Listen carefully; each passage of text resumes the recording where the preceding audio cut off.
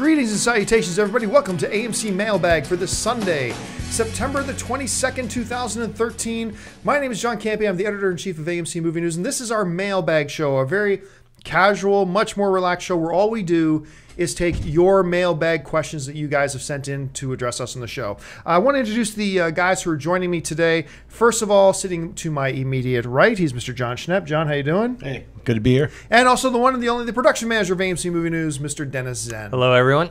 So without any further ado, let's jump right into the questions today. And question number one today comes to us from LeShamon Bilton. And LeShamon writes, "What's up, MovieTalk peeps? I'm a fan of the show and think you guys are dope. Hehe.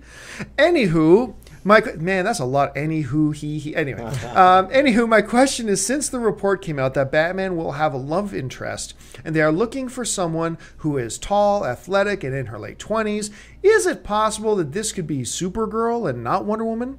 Trust, I want Wonder Woman badly, but since the whole prequel comic and the open pod and Man of Steel, wouldn't make sense if it's her and not Wonder Woman. I mean, they didn't say she has to have dark hair, but we don't have all the casting details, so who knows? Anyways, that's my 2 cents. Hope you guys have a great day. Schnepp, let's start with you. Could we see a Supergirl love interest for Batman in Man of Steel? Bilton, I don't know what drugs you're on, but I want some of them. That's the, it could happen. We're not writing the script, but I would guess probably 99.9% that that's not going to happen. Supergirl, they left that pod. It was kind of a cool Easter egg. You know what? I don't think they're going to develop that further in Batman versus Superman. I could be wrong, though, but I don't see it happening. Dennis? I mean, I could see Supergirl in one of the future Man of Steel movies. I don't know about a love interest for Bruce Wayne / Batman, though. And also, I don't know from that question, is he implying that he thinks Wonder Woman may be the love interest? Well, I mean, that's what other people have been speculating. Okay, because, we've read Kingdom Come, and in that one, Wonder Woman is Superman's love interest. So and in the New 52, she's Superman's love interest. So I just don't see them, like, changing that up. Yeah, I two things. Number one, I don't think this is what they're going to do at all, because, I mean, and first of all, look, it says tall, athletic. That doesn't mean it's going to be a superhero character. It's going to be love interest. And you know what? I don't know for sure that casting news was really real. We don't know that was real or just some fan made up thing. But okay, let's go on the assumption for a second that maybe it was a real thing. Okay, so it's a real thing. It doesn't say it's going to be a superheroine. So I don't think it's going to be Supergirl. I don't think we're going to see Supergirl hooking up with Bruce Wayne. But beyond that, I don't want it to be Supergirl. And I am unapologetic about this, and I will be forever. In this new DC universe, setting, moving on from the Schumacher Batman and that DC fiasco, moving into this Batman universe and this new DC universe, it's got a more gritty, more serious tone. It's all this kind of stuff. I don't want sidekicks. I don't want youthful wards. I don't want the cheesy spin-off characters. Okay? I don't. I don't want Robin. I don't want Nightwing. I don't want Supergirl. I don't want Kid Flash. I don't want any of these secondary and sidekick characters. All right? That's great for the comic book. It's amazing in the comic book. It will not work in a big theatrical feature DC universe. I don't want it. I think Supergirl would be cheesy and dumb. I loved that little Easter egg in the prequel comic. You know, the prequel comic where it's available online for free. You guys can go find it. Look up Man of Steel prequel comic and you can read it online. And in it, we see Kara, Superman's cousin, like thousands of years ago, flying in her ship. She crash lands on Earth and we see her walking away from the ship. And that's, of course, the empty pod that Kal-El sees in the Kryptonian ship when he gets there. So she was there. That's great. I love the way they did that. That doesn't mean we want to have Supergirl there in the movie. But I could see them bringing Kara as a character in the storyline as opposed to Supergirl. Like she never becomes Supergirl, just a character. Here's another idea. They could possibly use Kara's body because it's 20,000 years ago. They're not saying that Superman's immortal. They've never said that. These characters age in a different way, but they're not immortal. Lex Luthor could find Kara's body and do some kind of genetic testing and maybe make a Bizarro Superman. Yeah. There's all kinds of weird stuff that they could do with just the genetic. Remember how weird they were? Like Zod needed that skull, the genes. Yeah.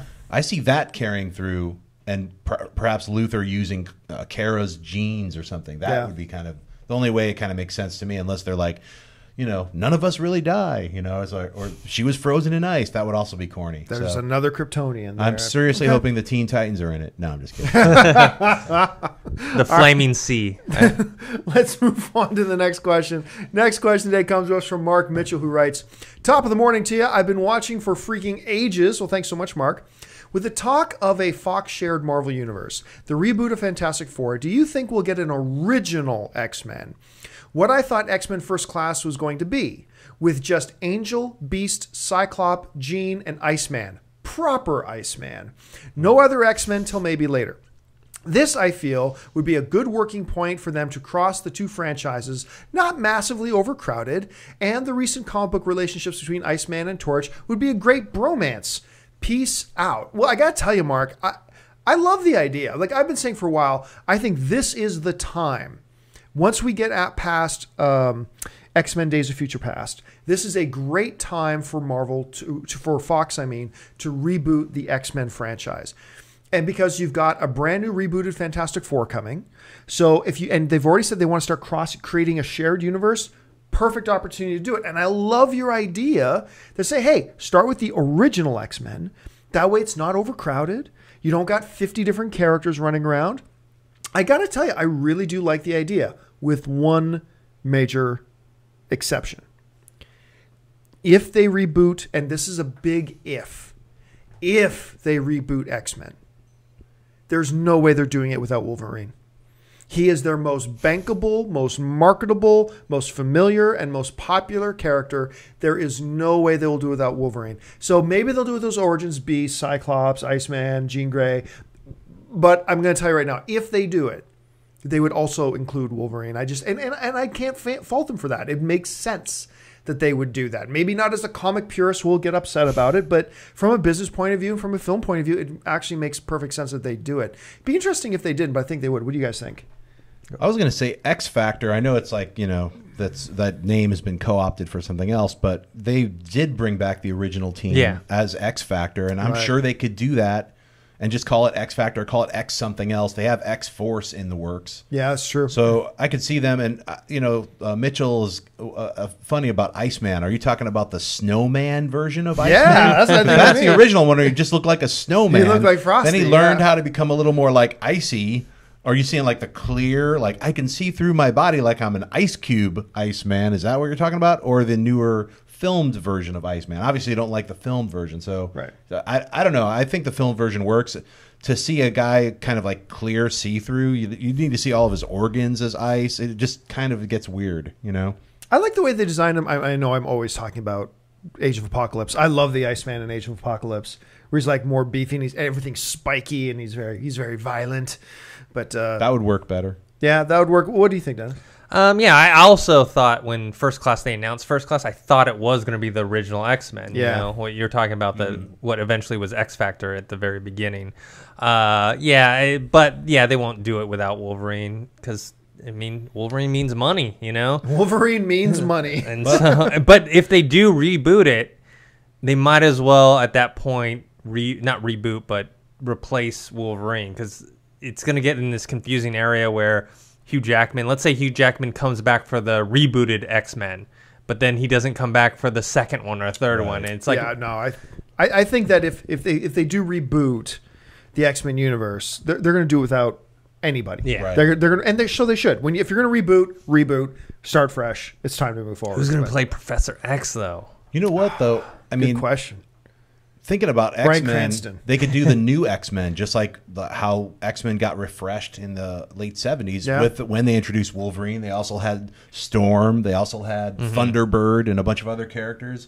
Why not try to do both of them, X Factor and X-Men, and do them simultaneously? I'm with you.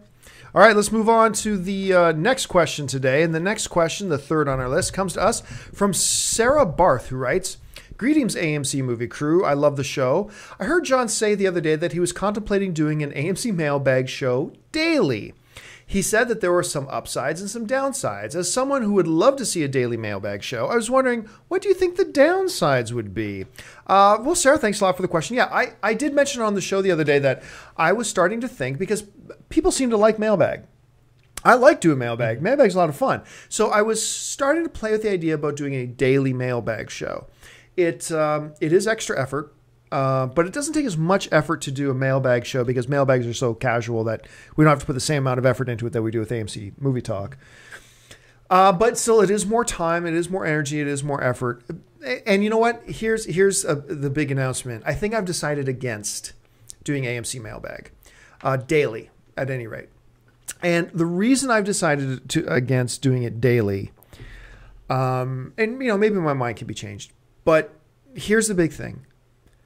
I've noticed in doing Mail Talk or Movie Talk and Mailbag that if we talk about, I don't know, Mighty Morphin Power Rangers, right? If we talk about a Mighty Morphin Power Rangers movie 3 months ago, and then we talk about it again today, I will get 30 or 40 or 50 emails from people saying, you already talked about Mighty Morphin Power Rangers, and get people very upset. And here's the thing that I try to explain to people too. It's like, look, I listen to sports radio all the time. I listen to ESPN radio and all that kind of stuff.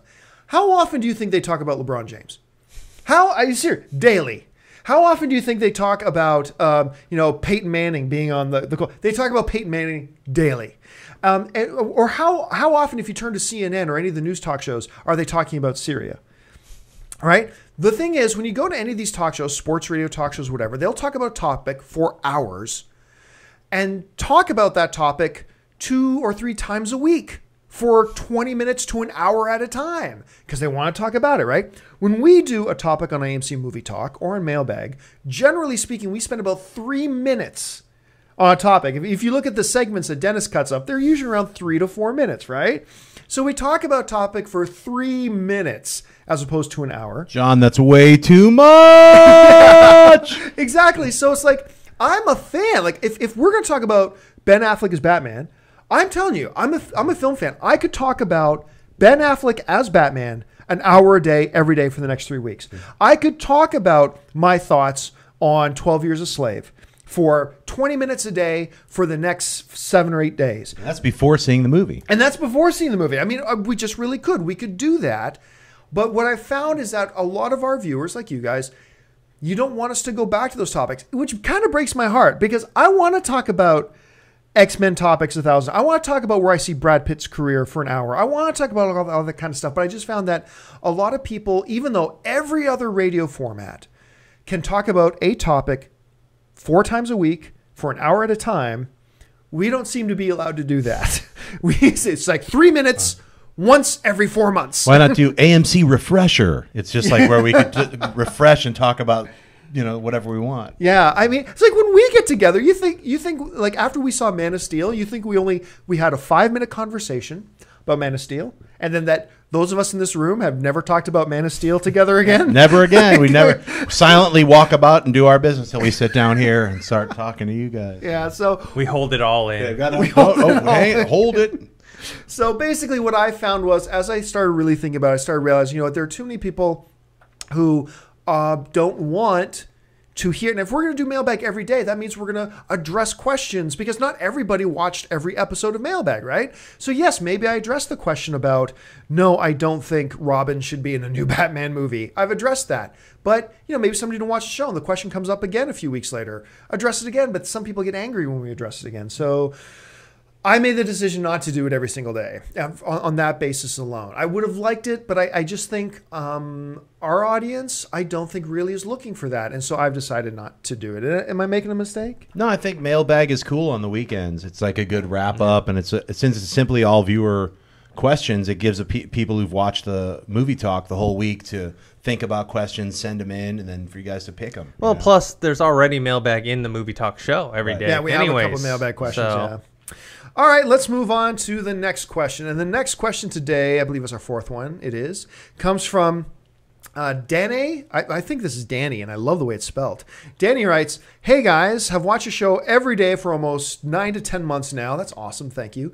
Love the work you guys do and have done, and you're all my main source of movie news, so keep up the good work. Now, my question is, that the film Runner Runner with Ben Affleck, Batman, we're talking about Ben Affleck's Batman again, is coming out on the big screen over here in the UK in a few days. But I haven't heard you guys mention it in months. What's going on with the film, and what do you guys think of it? Well, we actually have talked about Runner Runner. Actually, just last week we talked about it a bit. Look, my impression of Runner Runner, I haven't seen it yet. Very much looking forward to it. I'm a big poker guy. So I'm automatically predisposed to being interested in it. So I'm a big poker guy. I'm a Ben Affleck fan. I am, however, not a Justin Timberlake fan as an actor. I love Justin Timberlake. I think the dude is one of the best entertainers in the world. I think he might be the best host Saturday Night Live's ever had.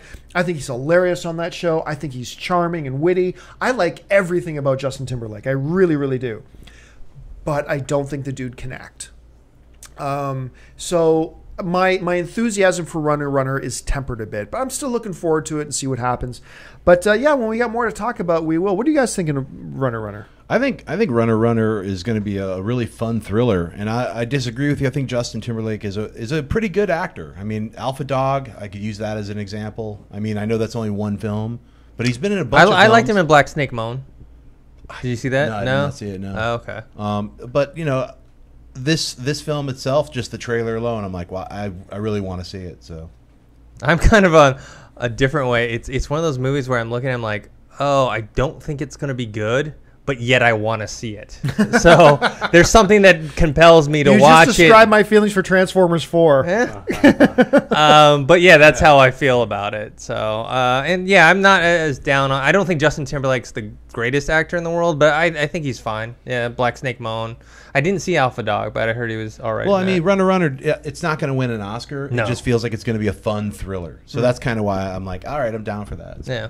All right, let's move on to the next question. The next question today comes to us from Colby Bean, who writes, "Hey guys, I love the show, and I had a quick question about the upcoming Tupac biopic, and I was wondering what you guys thought of Anthony Mackie reprising his role of Tupac, seeing how he was great as Shakur in Notorious.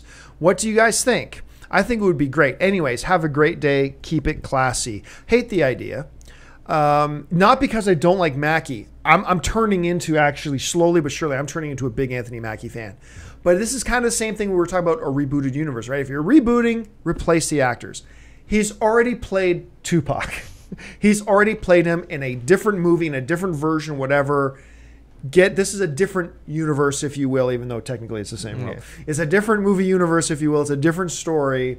Get a new actor to play him. Don't get the same guy who's played him already once before. That's just my opinion. What do you guys think? I would say get the guy who played Notorious B.I.G. to be in the Tupac. Like flip it up, keep them all together, and then you could release that as a two-pack. It's a shared universe, you know? Two-pack DVD, guys. Just like Marvel. Oh, I'm being corny. So, yeah. I love Anthony Mackie. I think he could be in like 8 movies a year, and I'd see all of them. So I think he's a great actor. I like Anthony Mackie. I remember it was a very short appearance. I think it was like maybe at the club or something like that. Right. I saw this movie a while ago. Right, same here. So my judgment on that is that I don't think we saw enough from him in that role to know if he's going to be able to do Tupac for a whole feature-length film. So, yeah, and I think it would confuse people, so they probably are going to hire someone else. Probably an unknown person. That's my guess. Right. Which I think would be a good move, actually. All right, let's move on to our last question of the day. And the last question today comes to us from Adam Havlak. I hope I'm pronouncing your name, Adam, who writes, Eva Mendes was a supporting character in Too Fast and was teased at the end of Fast 5. If you guys remember the scene with The Rock at the end of Fast 5, it was actually Eva Mendes who came in with that picture of Michelle Rodriguez being alive. Anyway, do you guys think there are plans to bring her back at some point? Necessary? Thoughts? Bring on the filthy. That, I guess, one way inadvertently that has become my new catchphrase, apparently, is bring on the filthy. So anyway, I got to tell you right now, I love Eva Mendes. To me, I think she's just one of the most beautiful women in the world. And I've always actually quite liked her in everything that she's in. She's been in some really bad movies, but generally speaking, I think she's pretty strong. I know my wife doesn't like her at all because she's sleeping with Ryan Gosling, but I mean, you take that out of it. And I think she's really great. I won't be surprised at all if we go to see Fast 6 and she turns up, or Fast 7, I mean. And she turns up. They seem to be in this mode of let's get everybody who's from all the movies and bring them in. Why not Eva Mendes? if she's not super busy right now, other than the aforementioned duties with Ryan Gosling. So, I mean, why not? I like her. She's been in this thing before. They seem to be bringing everybody else back in. Why not? What do you guys think? She was really good in A Place Beyond the Pines, which she was with Ryan Gosling. With Ryan Gosling, yeah.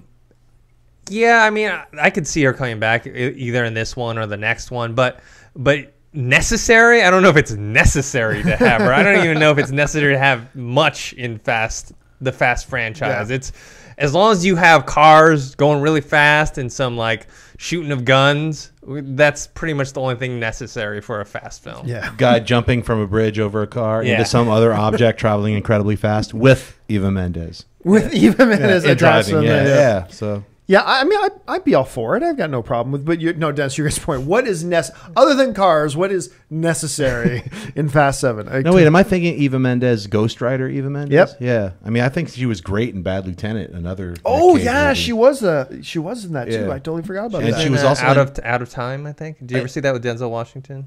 Out of Time. No, I didn't. Okay. Oh my gosh, I forgot all about that movie. Holy Motors. She's totally nude in Holy Motors, and it's on Netflix right now. And let's not forget her best movie, The Spirit.